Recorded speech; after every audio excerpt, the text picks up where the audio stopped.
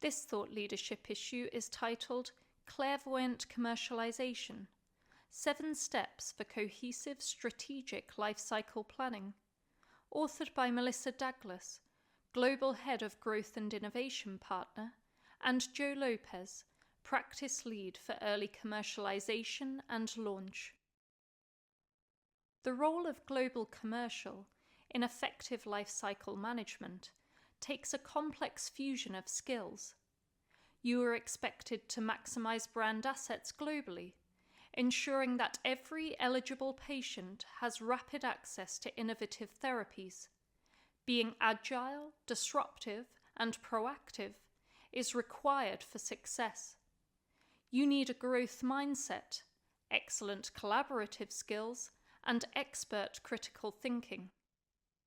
Furthermore, you will ideally be able to forecast market evolution and the potential opportunities and challenges across the 5 to 10-year horizon.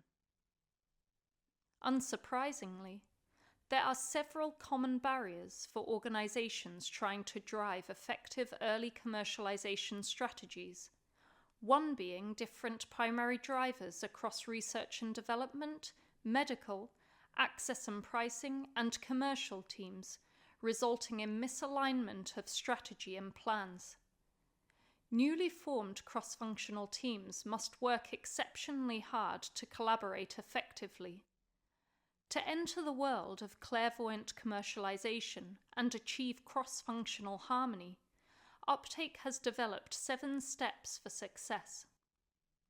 Number 1. Arm yourself with insights. Use more than just secondary data to predict the fullest possible understanding of the future market and competitive landscape for potential lead indications. Build an overarching set of market assumptions and consider the scenarios that could play out, built from potential opportunities and risks.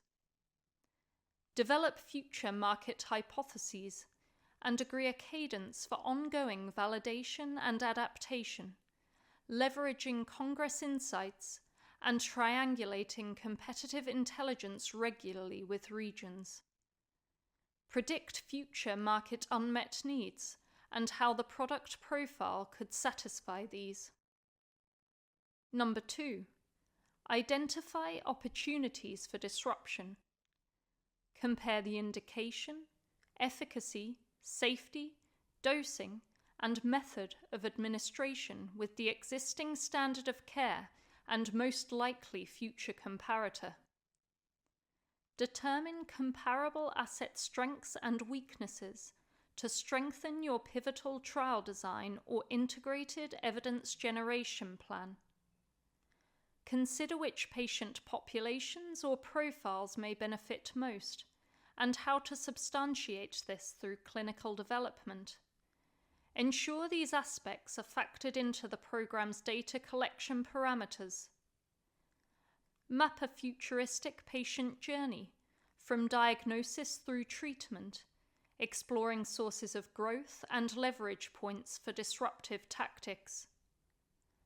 Develop robust foresights through early external stakeholder engagement to tailor the value proposition and shape the market. Number 3. Develop a compelling brand vision. Devote sufficient cross-functional collaboration to asset visioning, going beyond the target product profile and articulating the asset's potential to patients and stakeholders.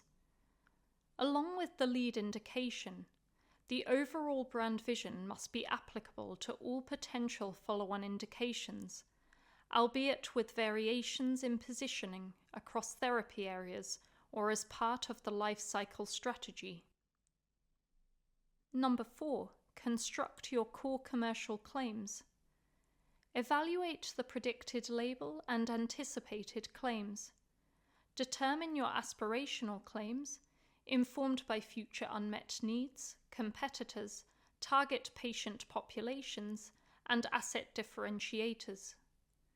These claims should underpin clinical development and integrated evidence planning.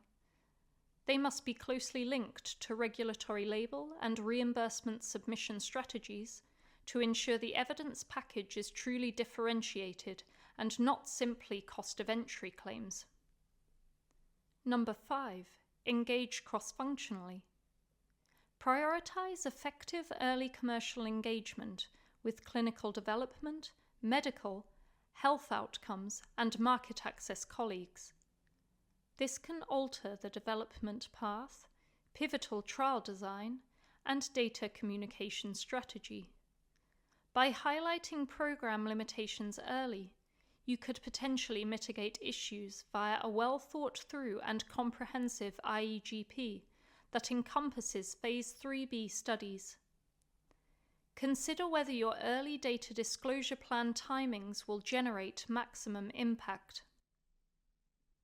Number 6. Get your ducks in a row. Prioritize a full commercial assessment for lead indications, evaluating early and peak indication revenues, optimizing price across markets, and incorporating a full understanding of commercialization costs, probability of technical, regulatory, and reimbursement success, and any potential for existing portfolio cannibalization. Use this to determine the best indication and market launch sequence for your asset, being mindful that some of these may be beyond your control.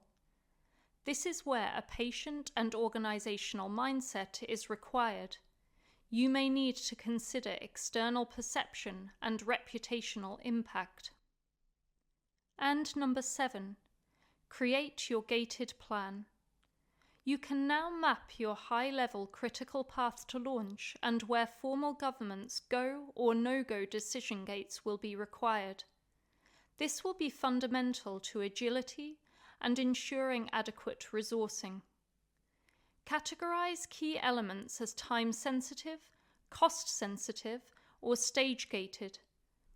Determine when commercial resources require allocation based on data readouts, market dynamics, and existing disease area and launch capabilities.